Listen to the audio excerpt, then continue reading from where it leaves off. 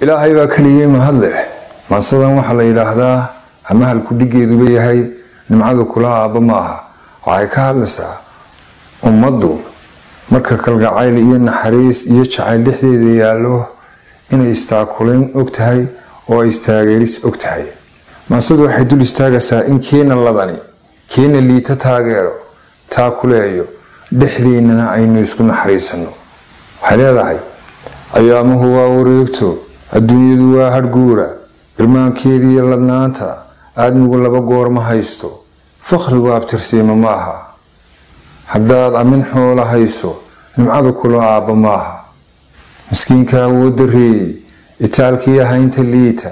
ayaankiiyo maalmihiisu bariba way iman karaane adduunyo qofkaad ku dhaanto duruuf yaagtaada keentay ha noqon ma arxamo bakhayla ku dhaafayo oo manaanta ku dayriyo arag yaraanta ku diidayo uurmadhnaanta lahaw daymada islaamka lahaw damqashada ogaalka kadaa urugada waxyeelka kadaa digashiya ilaaqda kadaa afxumada saboolka markuu aqalkaagu buuxo haddii ereygaa waxgooyo markay hayntaa isgaadho haddii dadba kuu istaago markii anfacaa samaado haddii amarkaa fulaayo oo aad tahay ruux axsaan leh baldaalaca ubadka jaarka agoontiyo maxasta baahan baldaalaca ogadooda siduu aradku uga muuqdo damiirka haddaad dhexdiisa dareenka ogaal ka siiso baldaalaca waad ilmayne hooyadan dhaxamaha ordaysa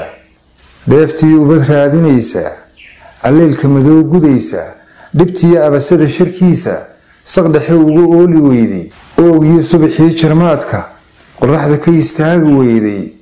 markay amin dooni weydo agnaanku dareemi waayo tukaan waxamaahin waayo uurkiyo qalbiguun ku oyda baleeg danyarahaas qoobay xishoodkuna aamusiiyey ishooduna kula hadlayso rabbina idin wada abuuray haddana idin wada arkaayo baleeg adigana ladnaantu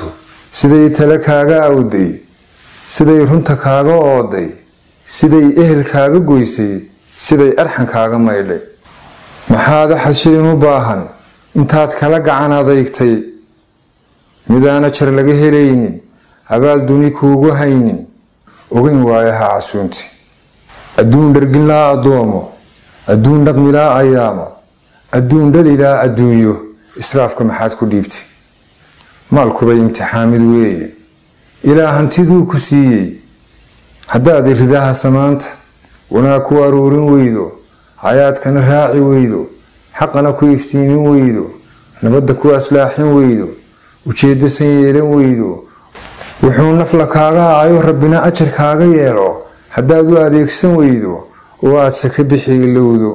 amaba sadaqada ilduufto dharaan adag baa dambaysa naftuna waa kugu ammaano dardaaranka ila xirkiisa waxaan taladii ku ooday cafiska noqon ruuxawooda xumaha noqon ruuxi laawa qofkaad uurkaba ku hayso ilaahay dartii u saamax qulubta ka saar addoonka maruun kugu dhibay adduunka ifkana khayr sii shaqayso.